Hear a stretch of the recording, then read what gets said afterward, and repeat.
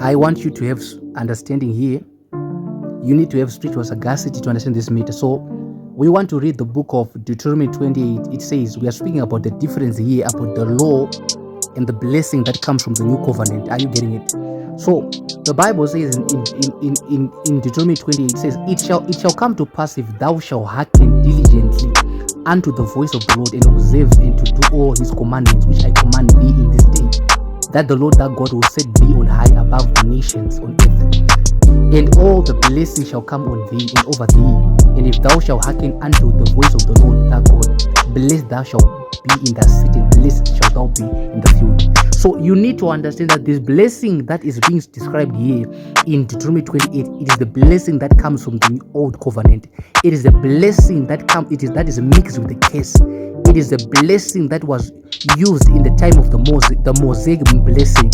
You had to hearken diligently and observe the commandment for you to receive the blessing. Now, in this new covenant, as Christians, we ought to know that the people that operate under the law and the people that operate under grace, they operate with two types of blessings that are different. The one that operates under the law operates with the blessing that is mixed with the curse, and a person that operates with under grace operates with the blessing that is mixed with faith. So if you go again in Galatians chapter number 5, verse number 22, it says, but the fruit of the Spirit. Now you see, in the new covenant, the blessing that comes from us Christians, it comes as a fruit. We are not under the law, but we are under grace. Now the fruit of the Spirit is love, joy, peace, long suffering, gentleness and goodness and faith, meekness and temperance. Against there is no law. So the blessing that is coming from the new covenant, it is coming through faith in the finished works of Christ. They have not to be the law.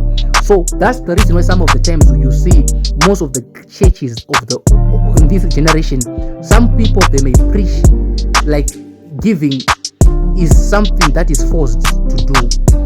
But in the new covenant, we ought to give because we do it under faith in the finished works of Christ. If someone doesn't give offerings, tithing one a month or something, it doesn't mean that it goes to hell.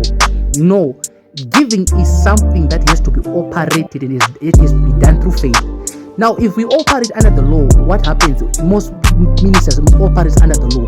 They can result to mixed blessings.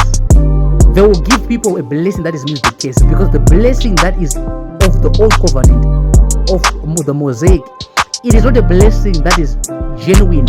It is a blessing that is mixed with the curse. Unlike the blessing that is operating in the new covenant in Galatians, it is a blessing that is mixed with faith. So faith is the substance of things not seen but hoped for.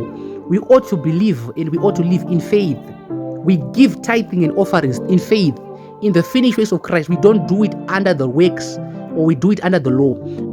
Are you getting why? Because if we give under the law, we will have a blessing that is mixed with the curse. But in the new covenant, a blessing that comes through faith.